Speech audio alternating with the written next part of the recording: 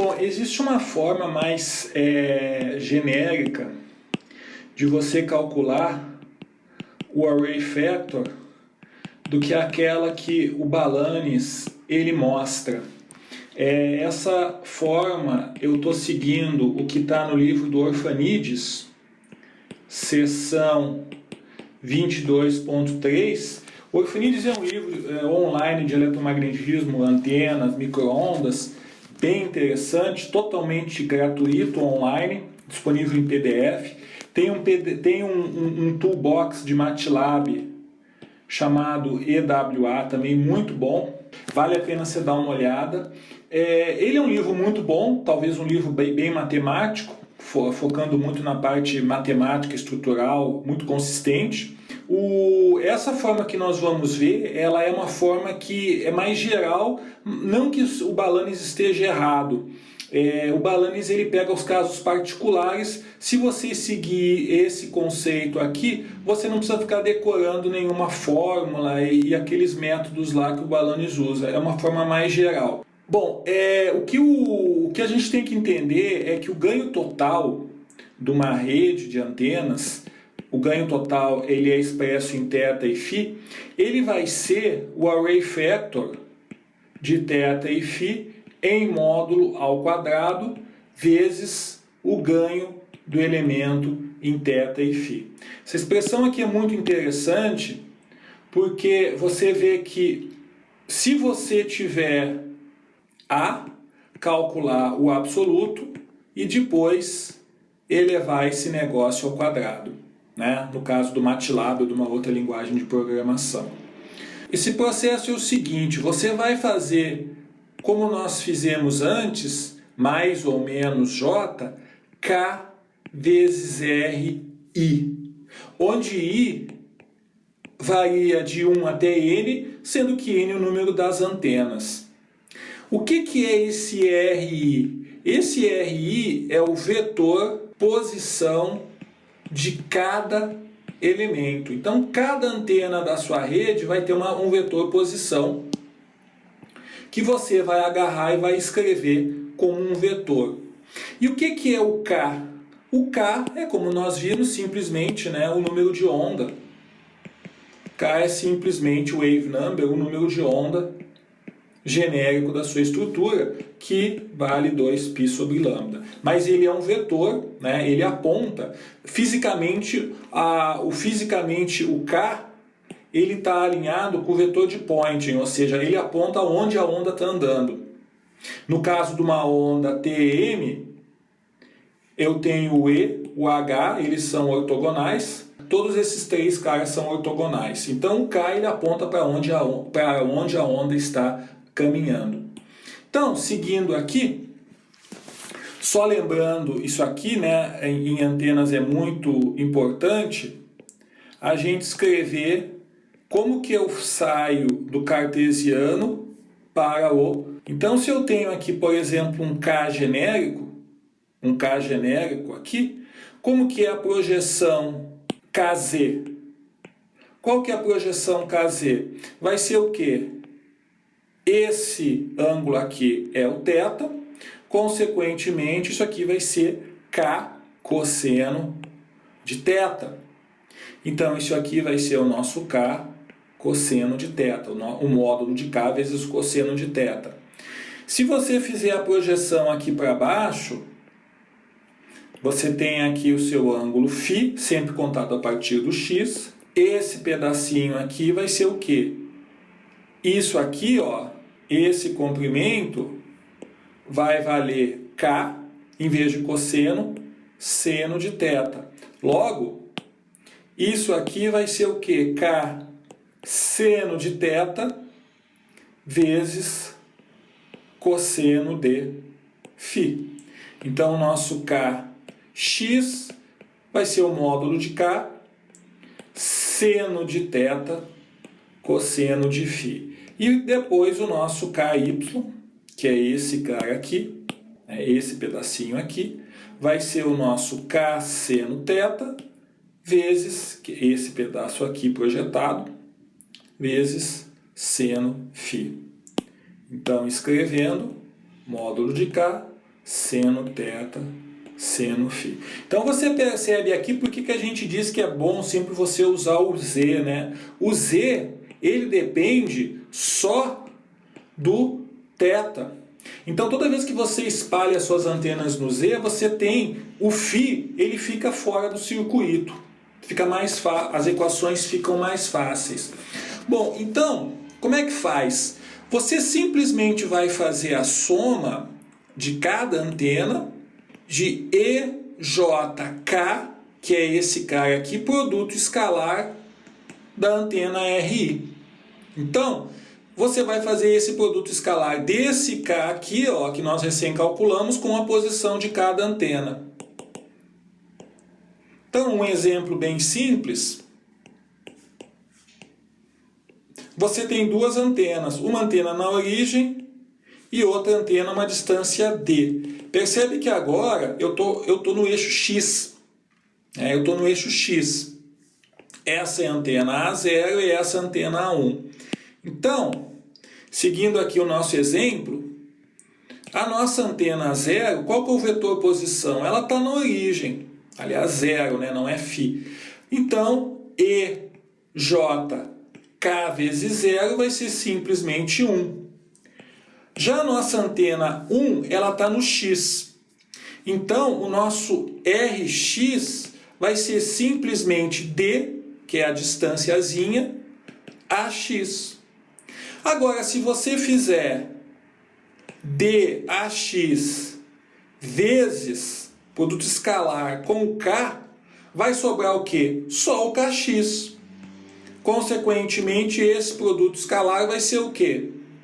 KD seno θ cosseno φ. Juntando tudo, você vai ficar que o seu array factor para essas duas anteninhas vai ser o quê? 1, que é o E na 0, mais 1 mais EJKD seno θ cosseno φ. Esse seria o nosso array factor.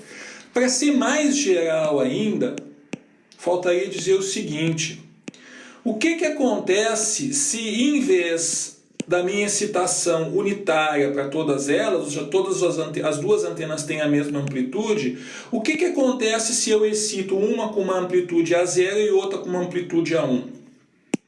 Dessa forma você escreveria agora assim: θ e φ vai ser A0 mais A1 EJKD seno θ cosseno φ. Sendo que o A1 e o A0, eles podem ser complexos. Aí você vai perguntar o que significa o A1 e A0, as amplitudes serem complexas? Significa que tem uma fase. Então, se um deles tem uma fase, por exemplo, o A1 tem uma fase beta, você vai ficar agora com AF de θ e φ é A0 mais A1 EJ beta, que é a fase, EJKD seno θ cosseno φ. É óbvio que isso aqui vai ficar EJKD seno θ cosseno φ mais beta. Certo? Então, essa é a expressão geral para essa história aí. Você varia a amplitude e varia a fase. Você está vendo aqui, ó, nesse negócio aqui, ó, não tem nada de diferente do caso que nós estávamos vendo. Antes aparecia só, quando era ao longo do Z, KD cosseno φ. KD cosseno θ. Que é muito mais fácil, porque nós estávamos ao longo do eixo Z. Aí você vai perguntar: quando que eu vou mudar a amplitude? Em que circunstância eu mudaria a amplitude das duas antenas? Isso significaria o seguinte na prática. Significaria que você colocaria uma amplitude unitária aqui e uma amplitude de meio aqui. Você tem isso chama-se taper. Ou seja, nem todas as antenas têm a mesma potência, algumas têm uma potência menor. Isso é usado mas não é muito comum na prática. O que é na prática é nós mexermos apenas na parte da fase. Na amplitude não é muito comum. Significaria na prática você fazer o seguinte: você tem um gerador aqui, você tem um divisor aqui, em vez de ele dividir 1 watt por meio e meio, você faz com que esse pedaço aqui, em vez de meio watt, 0,5, tenha 0,2. Então, uma antena vai receber menos potência que a outra. Tem algumas vantagens disso. Você consegue fazer o capítulo 7 do Balanes, ele fala um pouco desse negócio. Isso não é muito usual. Até porque essa potência aqui, na prática, quando você faz essa divisão desigual, geralmente envolve perdas de energia. Então, voltando para aquela expressão lá, se você fizer o array factor A0 em módulo mais A1 EJKD seno θ cosseno φ mais beta ao quadrado, isso aqui vai ter a mesma unidade de um ganho de uma antena, vai ser o ganho do seu array. Então, mesmo que você vai ver lá no Balanes, tem um estudo onde ele faz antenas, redes planares, ou seja, as redes elas estão ao longo do x e y. Então as redes estão numa matriz assim, ó, estão colocadas aqui. Você vê que o jeito que o Balanes escreve ficam expressões relativamente complicadas. A rede planar ela é mais interessante, a rede, em vez de ser uma linha, uma tripinha, um vetor, ser uma matriz, ela é um negócio mais interessante porque você consegue variar o feixe de uma forma mais efetiva. Você tem um grau de liberdade maior, ou seja, o seu feixe ele pode fazer isso, ele pode fazer isso, ele pode fazer isso, enquanto que em 1D você não tem tanta liberdade, ele tem um grau de liberdade a mais. Quando você fala em phased array, basicamente os conceitos que nós vimos até agora, você está falando de uma estrutura que faz o seguinte: você tem aqui algumas antenas ao longo do Z, e você, como nós falamos, você está dinamicamente, você está gerando feixe, diferentes feixes, mais de um ou um. Então, quando você tem aí diferentes feixes em diferentes posições do espaço, o phased array, então, a rede ela é fixa, ela está estática, o seu equipamento, o seu radar, o seu avião, etc., o hardware está fixo, mas o feixe varia. E como é que você varia o feixe? Mexendo, na excitação das antenas individuais. Em tese, em módulo e fase, na prática, como nós vimos, mexer na fase é muito mais popular.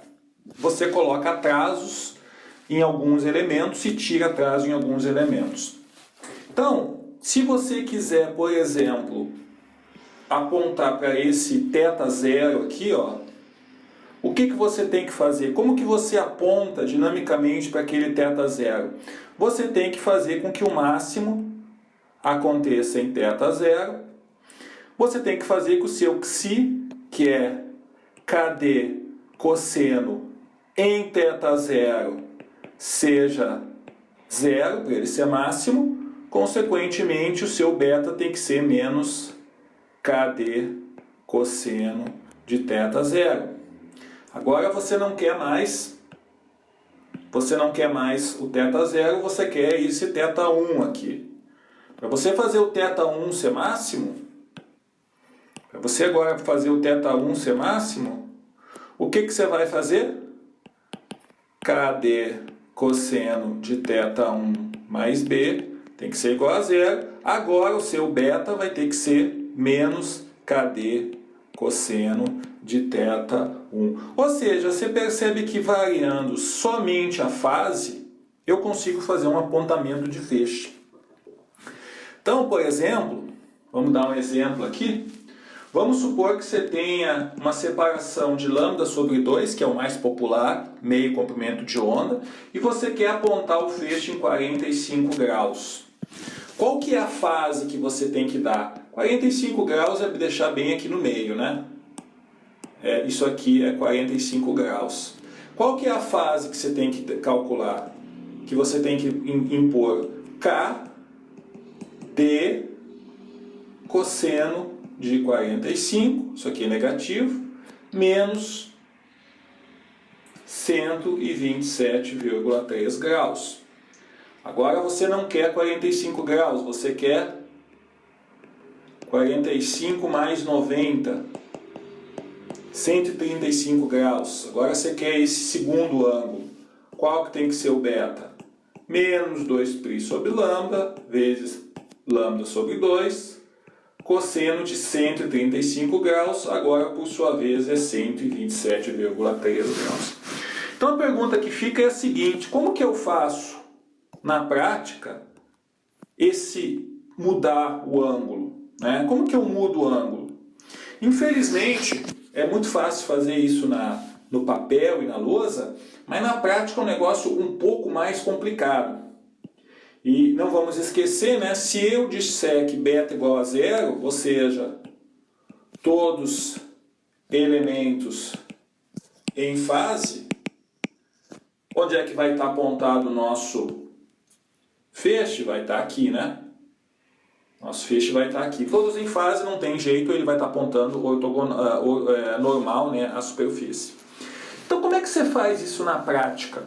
Como é que eu consigo fazer essas variações aí? Eu faço da seguinte forma: eu vou fazer um desenho aqui para um par de antenas, mas você vai entender. Então esse aqui é o sinal de entrada. Então aqui é o meu gerador. Eu faço uma caixinha aqui chamado divisor de potência, chamado Wilkinson. Uma das formas é o Wilkinson Power Divider, é uma estrutura passiva, que basicamente ele coloca aqui, ele é todo casado, ele tem uma série de recursos aí de micro-ondas interessantes, ele faz uma divisão de potência, de meia potência em cada perninha de saída, entre outras coisas bacanas que ele faz que não cabe aqui agora a gente falar. E aí você tem o seguinte: você vai fazer uma linha de transmissão comprida e uma linha de transmissão curta.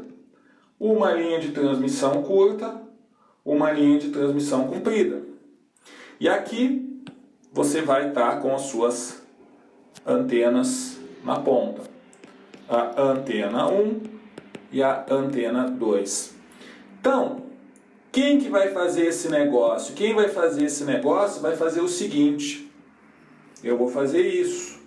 Ó, uma chave que vai ser colocada aqui. Uma chave que vai ser colocada aqui. E aqui você vai selecionar qual circuito que você vai escolher. Do jeito que eu desenhei, espero que seja claro isso, do jeito que eu desenhei, o beta é zero. As duas antenas estão recebendo o sinal em fase. Agora se eu fizer isso aqui, ó, se eu fizer isso aqui, o que acontece? Essa antena 2, ela passa a receber uma fase, ela passa a receber o sinal antes da antena 1. Passa a receber o sinal antes da antena 1.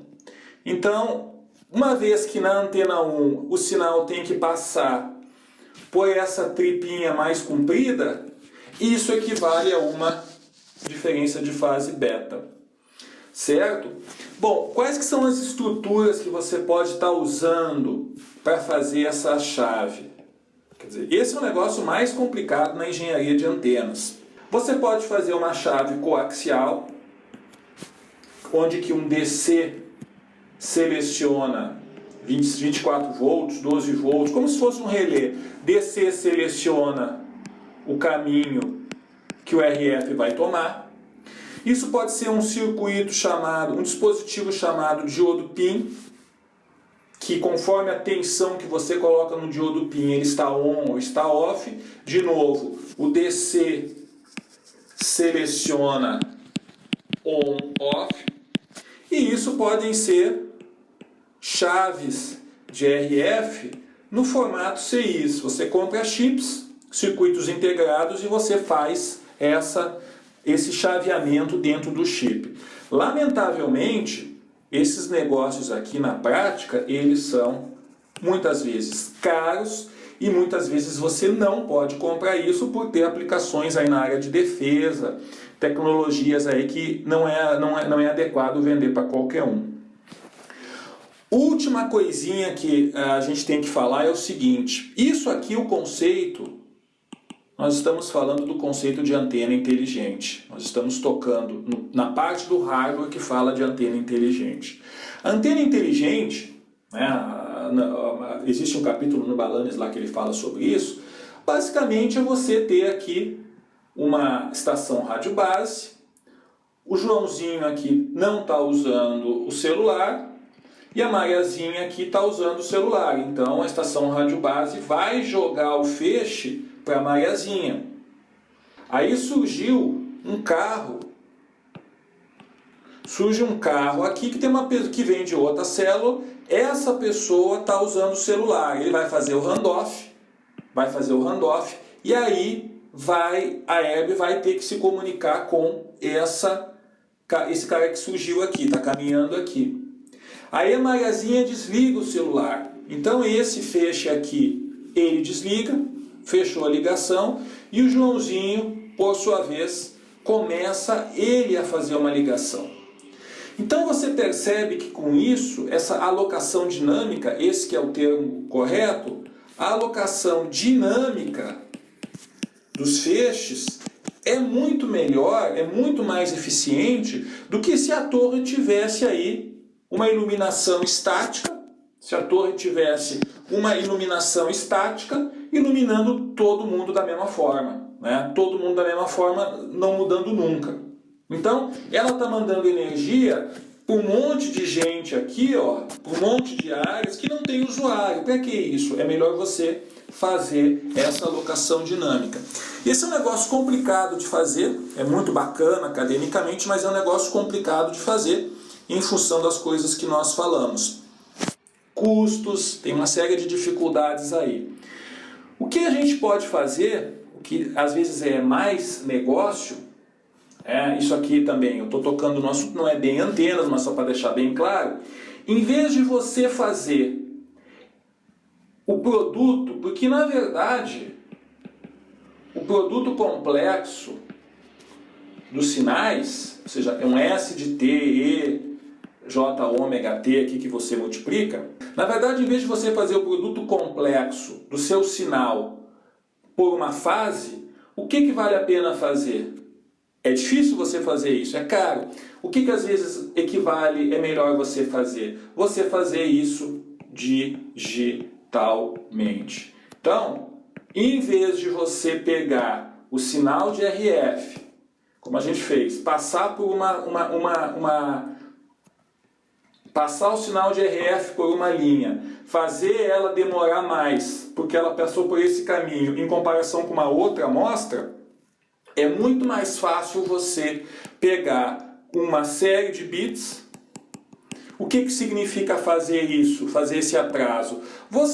O bit que estava aqui, que começava aqui, você fazer ele começar aqui. Você fazer todo esse processo, produto complexo, etc, etc, fazer isso digitalmente. Então, você faz esse negócio que nós estamos dizendo, não em RF, que é muito caro, é muito difícil, né? É muito difícil. Você faz isso num negócio chamado banda base. Então, você tem a sua antena aqui, existe um chaveamento que não vou explicar aqui, e aqui você tem, vou desenhar direitinho o mesmo símbolo que se usa, aqui você tem um conversor AD. Um conversor AD. Isso seria o ideal. Aí no conversor AD, você tem aqui os sinais digitais e aqui um processamento qualquer consegue fazer produto complexo, soma, taper, uma série de coisas. Lamentavelmente, DSPs que funcionam aí na faixa de gigahertz, a gente cai no mesmo problema, são caros. O que é mais barato de fazer? Você usar um negócio chamado mixagem, você fazer um negócio chamado mixagem, que é o seguinte, você coloca uma bolinha aqui, né? Essa bolinha aqui, ela é bombeada por um oscilador local, e aqui o seu sinal, vamos supor que era de 2 GHz, passa a ser, sei lá, 500 MHz. Esse oscilador local então vai ter, por exemplo, 2,5 GHz. Você está percebendo aqui, existe uma matemática, 2,5 menos 2 dá os 500 MHz. E aqui, depois do sinal chamado de FI, frequência intermediária, você pode colocar o seu conversor AD e ele agora é mais barato. E aqui você consegue fazer o seu processamento em DSP, ou com MATLAB, ou com algum outro processador. Às vezes os caras usam isso aqui chama-se mixer, né? Mixer ou misturador. Você pode ter 1, 2, 3 misturadores em série até chegar com uma frequência bem baixa. Então você vai fazer esse processo de multiplicar, fazer um atraso, você faz isso digitalmente. E eu sei que às vezes é difícil você imaginar, fica um negócio meio estranho, mas se você tem aqui a sua antena, aqui tem o seu sistema o seu sistema eletrônico que nós discutimos aqui. Se você passou por um AD e você fez esse processo digitalmente, tudo se passa como se você tivesse de fato apontando o seu feixe numa outra direção. Mesmo que você faça isso numa frequência intermediária menor, mesmo que você faça isso em banda base,